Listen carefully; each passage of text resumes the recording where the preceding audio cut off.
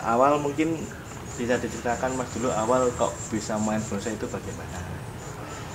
Ya, eh, awal senang bonsai sebenarnya karena nonton di YouTube juga banyak channel-channel bonsai. Terus mulai tertarik, mulai nyari bahan. Waktu itu karena awalnya memang belum ada kenal teman-teman komunitas di Jogja, jadi nyari bahannya online, nyari beli bahan, pengen jenis tertentu beli online semua.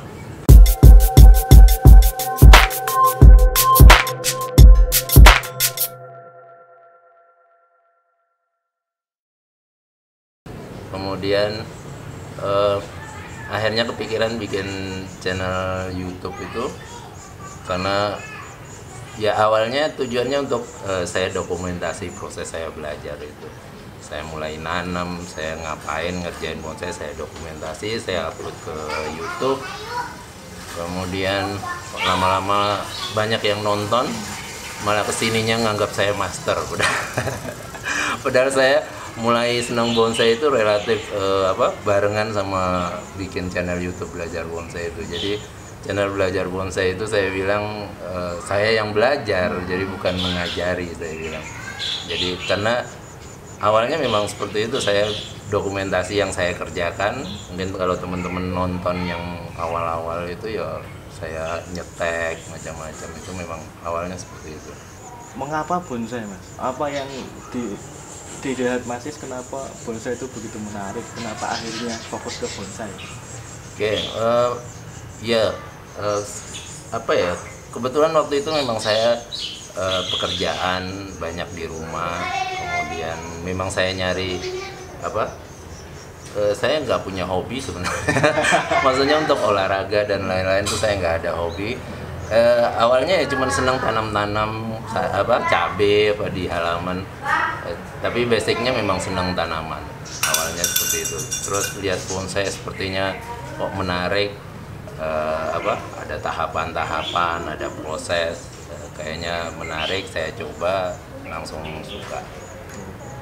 Pertanyaan ketiga mungkin sekarang di tahun yang kesekian Mas Ismail bonsai, misal kalau dihitung dari pertama kali bareng sama YouTube, sekarang bonsai buat Mas Is itu masih sekedar hobi atau sudah menjadi bisnis, ada penghasilannya kah atau gimana Mas? Oke, ya seiring perjalanan waktu kan saya bikin banyak, mulai bikin dari bahan, kemudian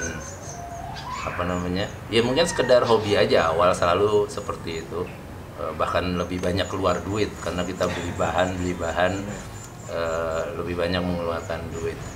Kemudian seiring waktu mulai tambah banyak, kemudian akhirnya karena tempat terbatas, ya halaman tempat terbatas, mau nggak mau harus dikurangi kan.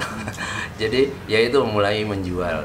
Berarti sebenarnya dari bonsai pun ya sudah ada pemasukan dengan menjual bahan, jual bonsai yang udah setengah jadi misalnya, itu udah jadi bahkan saya untuk bibit misalnya itu juga jual online, saya taruh di marketplace seperti itu. Oke, kalau bisa dikatakan Mas Is ini kan jadi seorang yang pelopor mungkin dari dunia YouTube. Mungkin ada, cuman tidak banyak pada waktu itu. Sampai akhirnya sekarang banyak sekali menjamur YouTuber yang fokus membahas bonsai. Iya. Kalau dari Mas Is sendiri, dari pandang Mas Is sendiri, seberapa penting sih teknologi yang sekarang cepat begitu dengan perkembangan bonsai yang ada di, kalau ngomong di Indonesia kayaknya terlalu lebar, yang ada di daerah kita deh. Kalau menurut Mas Is sendiri gimana pentingnya teknologi itu? Oke. Nah, untuk bonsai sendiri memang mungkin channel saya termasuk awal dengan beberapa channel yang lain. Waktu itu memang nggak banyak yang Indonesia.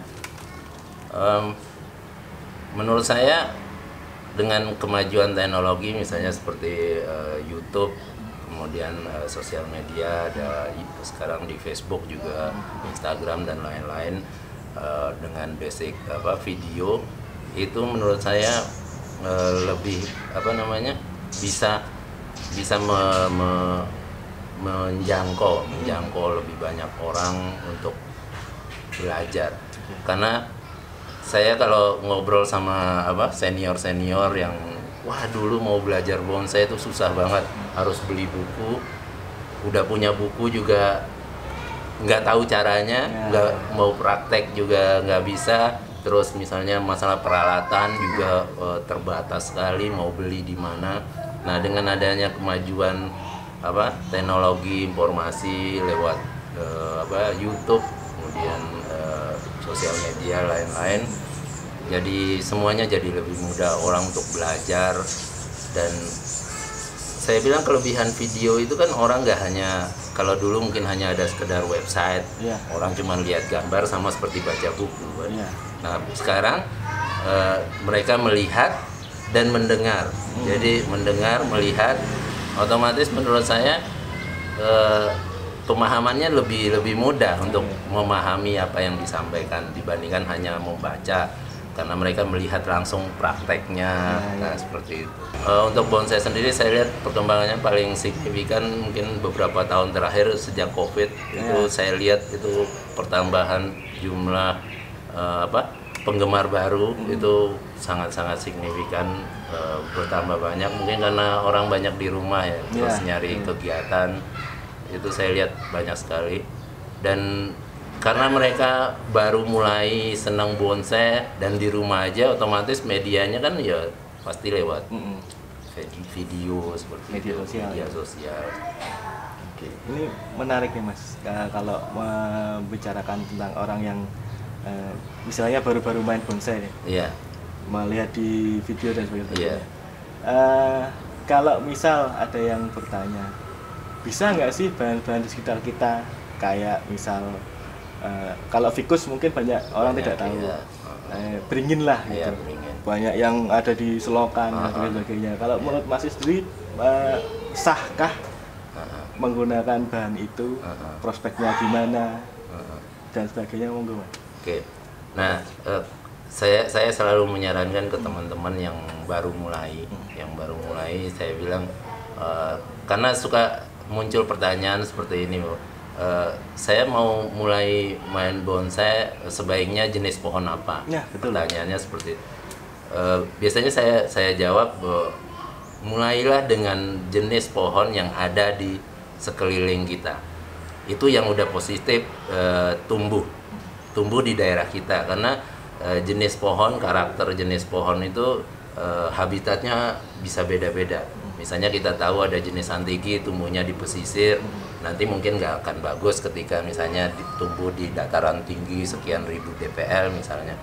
Atau jenis yang tumbuh di dataran tinggi kita bawa ke dataran rendah kan belum tentu cocok. Jadi yang pertama yang perlu diingat teman-teman yang baru mulai itu adalah lihat iklim tempat kita tinggal dulu, baru kita cari jenisnya.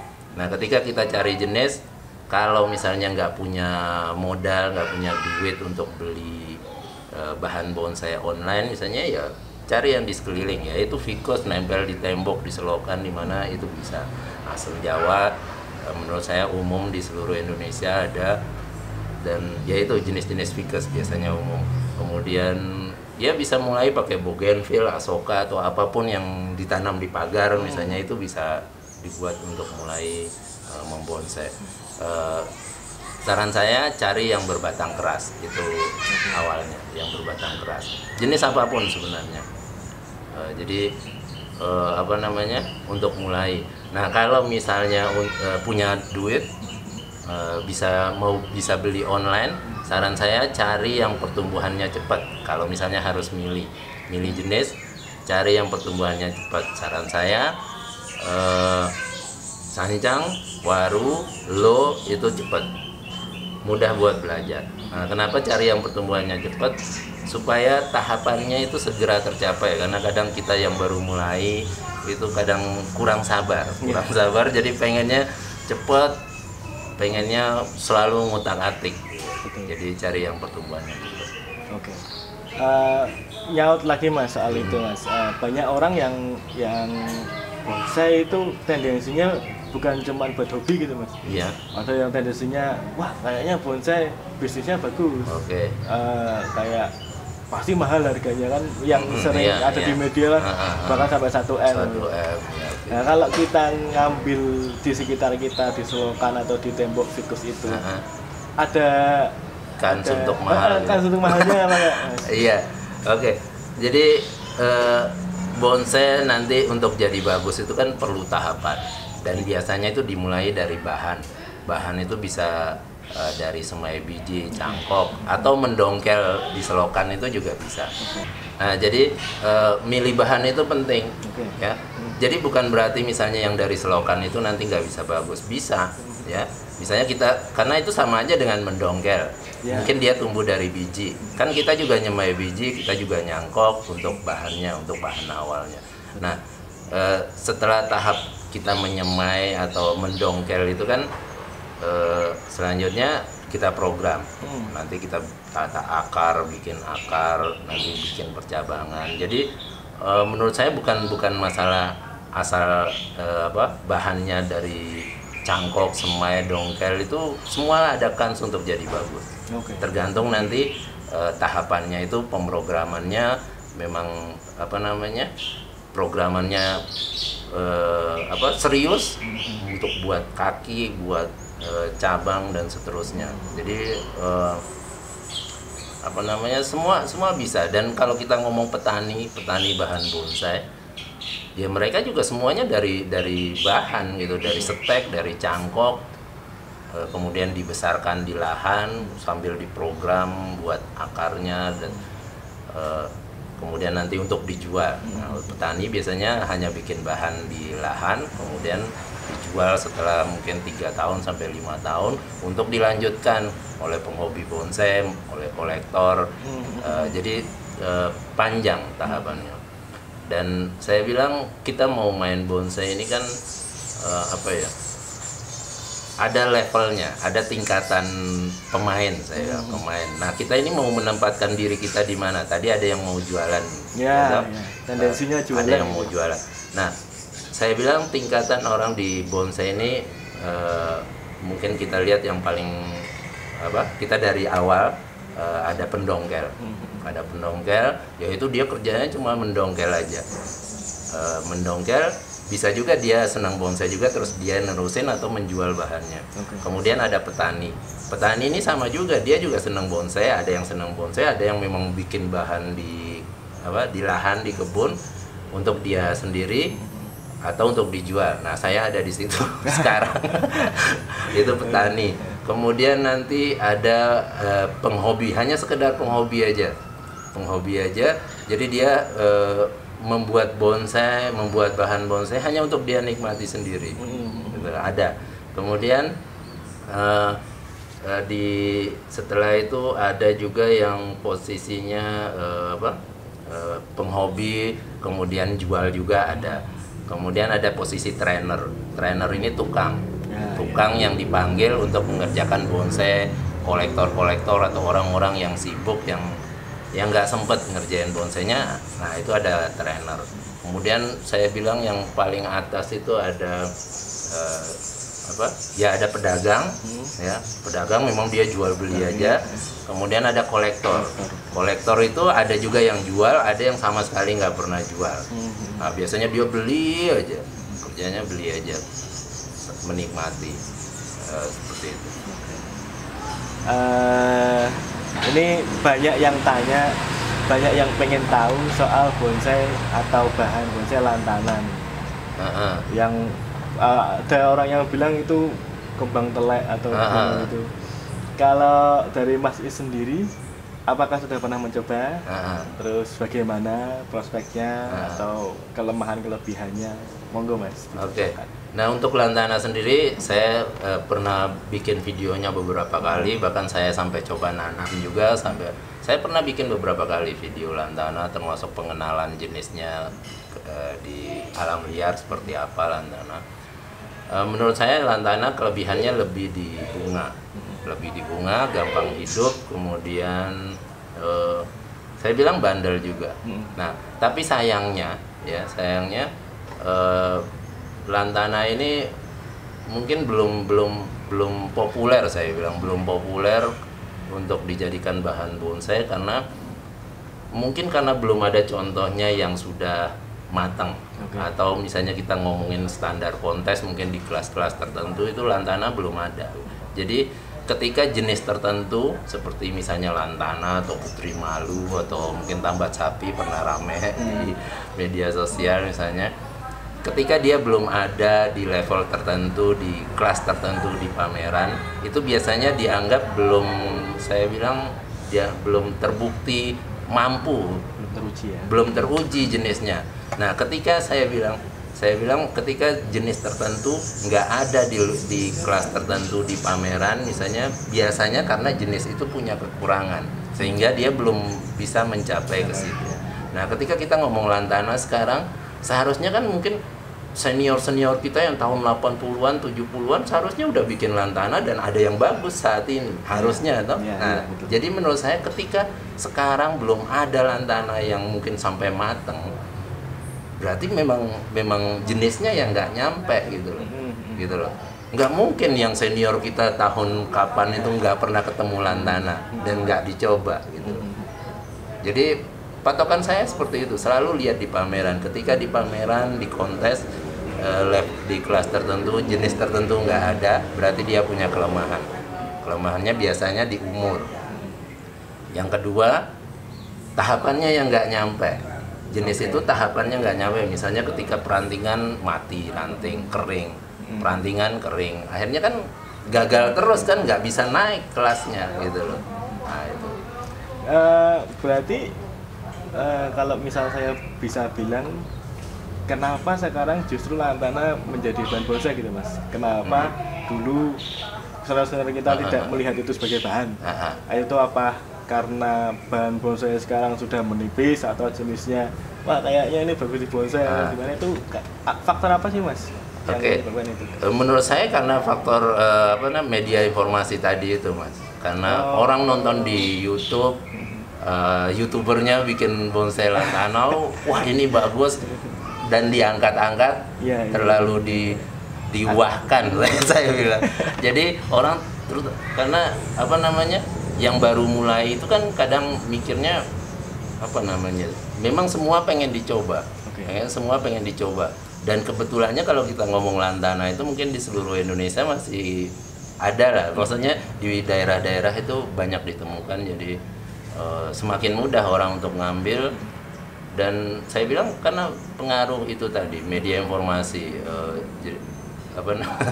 orang jadi ketika youtubernya bilang ini bahan prospek, padahal dia sendiri mungkin belum membuktikan itu. Misalnya dia punya yang lantananya yang udah levelnya atau tahapannya udah sampai perantingan, misalnya itu kan belum ada. Dua pertanyaan lagi deh mas. Yang pertama, kenapa bonsai mahal? Kenapa ini bonsai harganya segini, yang ini belum segini? Itu faktornya apa mas? Nah bonsai ini kalau ngomong harga kan sebenarnya relatif, relatif. Dan bonsai ini karena bonsai ini kan dianggap seni, dianggap seni yang saya bilang berbeda dengan seni yang lain. Seni yang lain itu kan lebih mapan, statis. Maksudnya gini, ketika seniman mau pelukis, pematung mau bikin patung kuda atau lukisan kuda, coret-coret kuda jadi tempel, jual ratusan juta misalnya, pemiliknya langsung pasang di tembok, bayar 200 kan, pasang di tembok di rumahnya, selesai gitu. Nah, seni bonsai nggak bisa seperti itu, ya. Seni bonsai ini seninya hidup, berubah terus. Jadi saya bikin pohon bagus, ya, bikin pohon bagus, kemudian dan butuh waktu bertahun-tahun, mungkin itu yang bikin mahal. Tahapannya tidak sebentar, bisa bertahun-tahun, belasan tahun, puluhan tahun untuk matang. Dan ketika misalnya ada yang minat terus beli, misalnya ratusan juta juga misalnya, itu yang beli bawa pulang, paginya langsung nyiram. Besoknya mungkin seminggu dia pruning lagi, dia nggak bisa ngerjain sendiri, dia bayar orang untuk merawat itu. Jadi hasilnya itu juga beda dengan seni yang lain. Kalau seni yang lain kan udah statis, tempel di tembok, selesai, nikmati sambil nonton TV atau sambil melamun kan. Kalau bonsai nggak bisa. Jadi yang bikin bonsai mahal itu saya bilang tahapannya itu. Untuk bikin tahapannya gimana pohon itu tetap kerdil, dibentuk. Kalau bonsai itu kan meniru pohon besar di alam. Nah, itu di dalam bentuk kecil dengan wadah pot. Jadi Miniatur ya. miniatur, dan itu tahapannya panjang sekali dan nggak pernah selesai. Ya, Gitu. kan selesai. Iya.